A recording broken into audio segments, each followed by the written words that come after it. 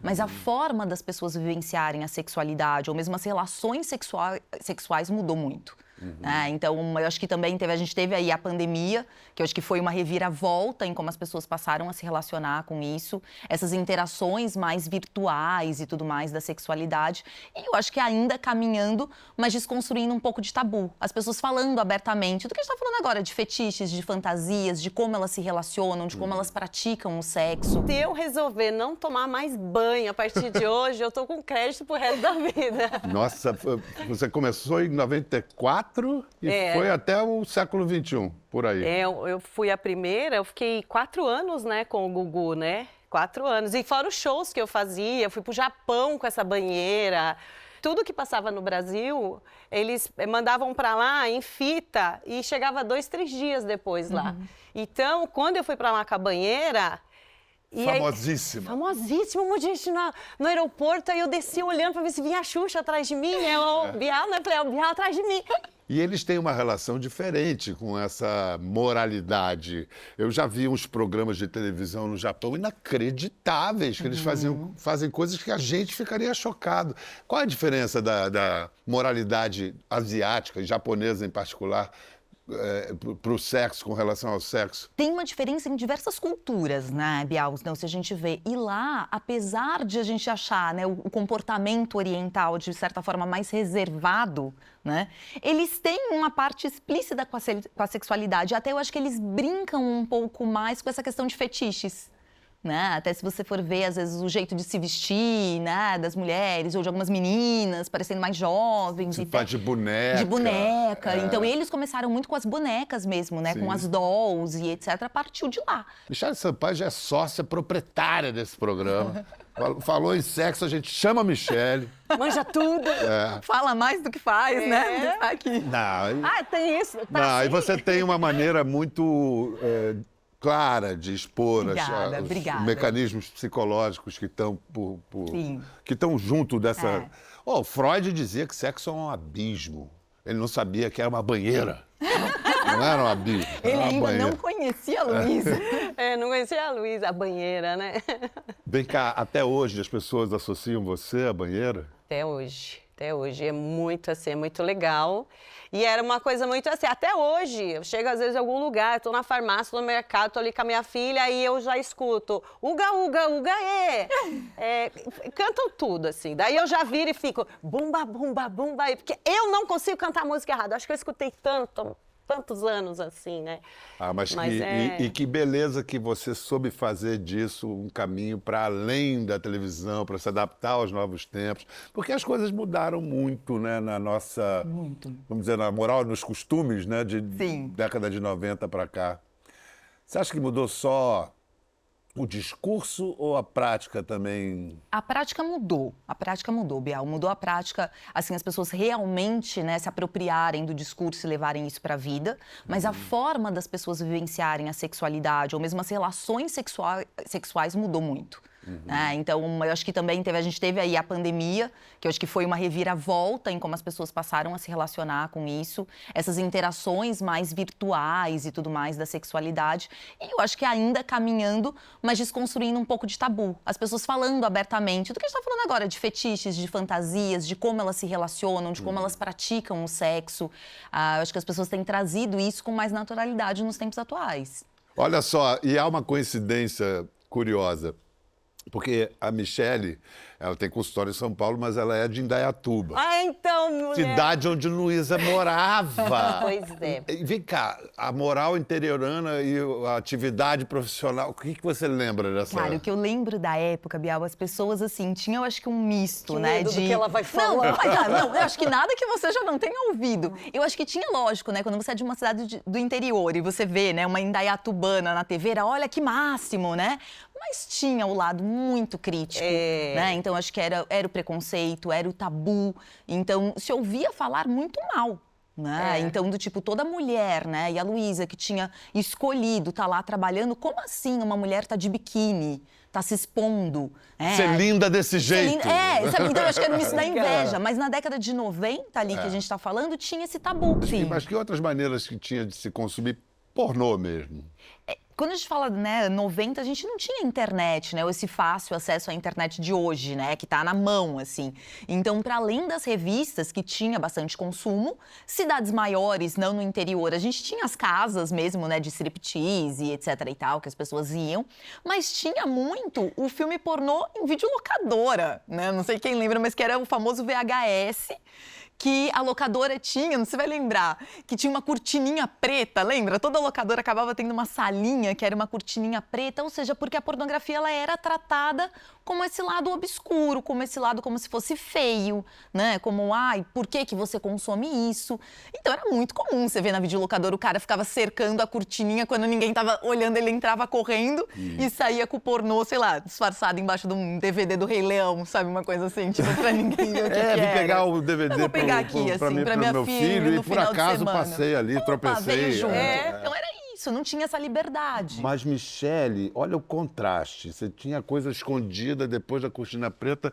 Hoje, na palma da mão, o sujeito faz assim, tem tudo que você puder imaginar. Tudo. O que isso causou como Então, modificação no comportamento e na cabeça de homens e no mulheres? comportamento e na cabeça. Primeiro, a gente também tem que ver, às vezes, até um certo vício, o autoconsumo, o tempo todo tá olhando, né, pra pornografia. E eu acho que a pornografia, ela também tá se dividindo, Bial, em dois momentos. Que era o momento da pornografia só do filme produzido, do ator pornô, da atriz pornô, né? Então, que a gente sabe que tem atores que usam medicação para estar com aquela ereção naquele momento. E isso causava uma certa idealização. Então, eu acho que tem que ser daquele jeito, eu quero daquele jeito. Que acabava sendo uma frustração quando você vai pro sexo real. E hoje eu acho que tem um pouco dessa transição da pornografia, que ela segue aqui na palma da mão, mas as pessoas buscando mais esse conteúdo interativo, um pornô caseiro, como chamam, um casal se filmando. Eu costumo dizer que a pornografia profissional que a gente assiste, criança ou adolescentes aprenderem sexo por pornografia profissional, é que nem dar aula de direção com Velozes e Furiosos. Exatamente, exatamente. Quando vai para o conteúdo adulto, não muda só o nome, muda essa humanidade. A gente... É isso? É isso, é gente como a gente, você vai ver, né? E isso eu vou trazer mais um recorte do homem mesmo, né? O homem tem aquela idealização, o homem é muito ligado com o pênis, né? Então, o tamanho, a potência... Quando ele vê esse tipo de filme, então eu tenho que ser assim. Quando ele olha um filme ou um conteúdo, é mais real. Então é mais próximo do que ele vive, é mais próximo do sexo que ele pratica também. O que foi que te motivou? Foi uns grana mesmo? Não, também, né? Claro, grana é bom, né? Ó, grana por é bom, favor. né? Eu gosto muito de dinheiro, até choro. Mas assim... Foi assim, eu estava conversando com uma amiga que já estava, né? E tava aquela onda de todo mundo entrar. E eu peguei e falei assim, amiga, mas dá grana? Aí ela falou, dá. Eu falei, mas dá quanto? Ela falou, dá tanto. Pra mim, né, Lu? Agora você, né, com esse negócio de banheira e tal. Vai dar mais. Ela falou assim, vai dar mais. Só que eu entrei, quando eu pensei em entrar, sensualizar, né? Pensei muito na minha filha, falei, não, vou entrar de lingerie, porque eu acho mais bonito mulher de lingerie. Eu acho mesmo. Mulher mais vestida e Qual tal. foi a primeira coisa que os clientes pediram? Pois é, a dita. Tira o lingerie, tira o A lingerie. dita, não, vai vendo. Daí entrei, bum, saiu na internet, aquele monte de seguidores, de assinantes, né, tal. O pessoal entrava e via que chegava lá, eu tava bonita, mas de lingerie, né? Aí, passou, comecei a perder assinante. Aí conversei com o meu assessor na época, o Cauê, né? Falei, Cauê, me ajuda aqui, né? Ele falou assim, não adianta, eles querem ver perereca. Não, mas não sei o quê. Luísa, tem que mostrar. Eu fazia tudo muito fechadinha, assim. Gente, que coisa linda. Pois é. Não, a moça da banheira falando isso, né? Que coisa linda. Mas é verdade, até quando eu tava casada, que homem tem essa mania, né? Que é pá, né? Enfiar a cara ali. Eu faltava morrer de Homem é um vergonha. horror mesmo, né? É horror de homem. Não, hoje eu amo, até choro. Hoje eu pego a cabeça e falo, vem aqui, Vou te colocar no lugar certo, vem aqui. Deus do céu. Eu lido com a terapia sexual, né? Então eu lido com as pessoas que têm dificuldades em viver a sua sexualidade, ou um sintoma, de fato.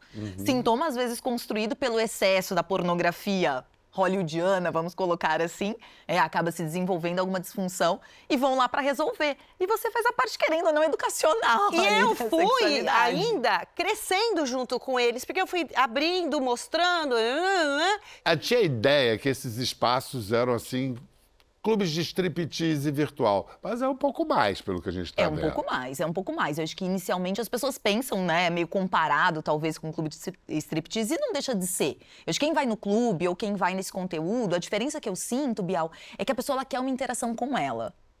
Então, além, né, não sei se é isso que você percebe, Luísa, mas aquela ideia de que a pessoa tá olhando para mim quando ela interage, porque o nosso desejo, ele também se move muito por ver a outra pessoa com desejo. É um sucesso. Né? Então, assim, a outra pessoa tá interagindo comigo, ela tá me desejando, ela tá se excitando comigo.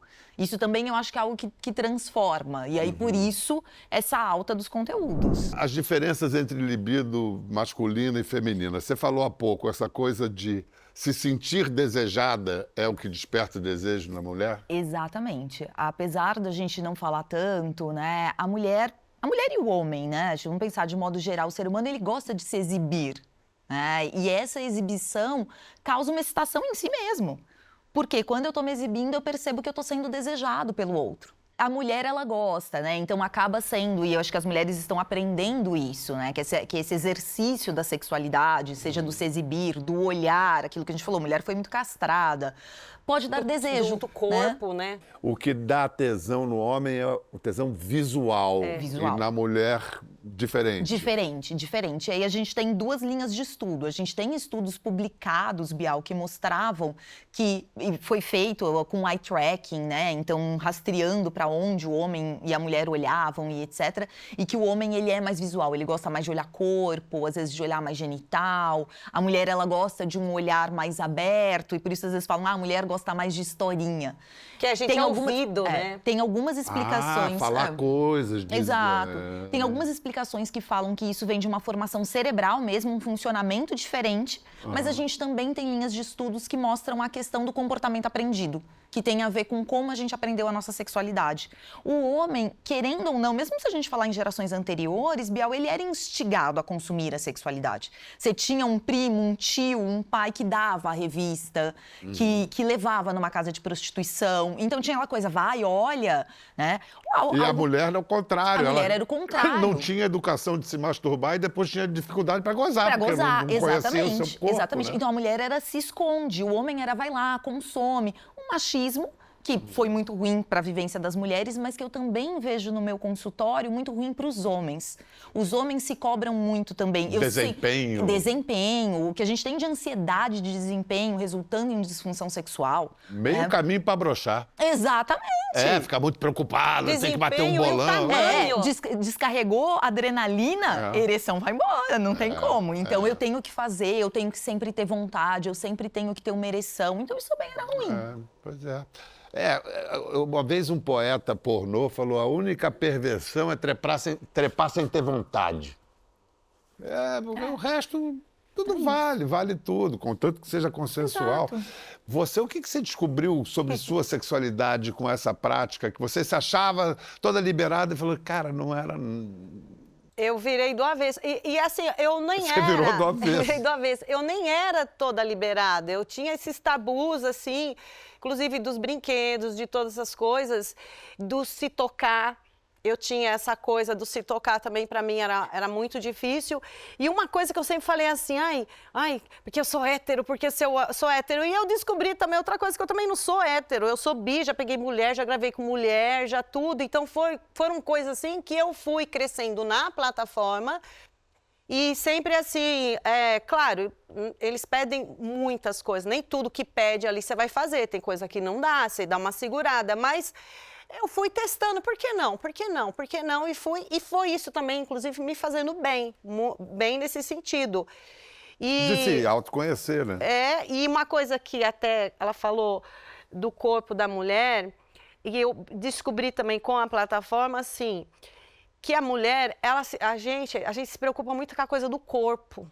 quando fala assim que o homem é visual, eu entendia que visual era assim, que a gente tinha que estar em forma linda, maravilhosa, e não é. Daí eu falo, gente, uma coisa que a mulher pira, que é essa coisa do corpo. Então, quando o homem fala que é visual, não é porque ele está olhando se você tem celulite, se você está com estria, não é. Não, E o isso homem... são as mulheres que olham. Sim, e as mulheres que olham. Comparação. E outra coisa, eu percebi também uma coisa, né, que é muito forte até, o tamanho. Os caras encanam muito com essa coisa do tamanho, Tem. né? Muito. A gente tem essa preocupação exacerbada, né? Então, quando a gente estuda sexualidade, a gente fala até de síndrome do vestiário, que às vezes o homem, ele desenvolve isso com medo de estar na frente dos outros homens. Então, o meu é do tamanho normal, é muito pequeno, não é? Vai ao médico por causa disso. E isso pode virar, de fato, um transtorno. Tem um transtorno que a gente chama tipo de síndrome do pênis pequeno, porque ele acha que deveria ser maior. E aí a gente costura. De onde veio esse aprendizado? Da pornografia, que sempre mostrou um membro muito grande que não condizia com o dele. É o Velozes e Furiosos. E Velozes e Furiosos.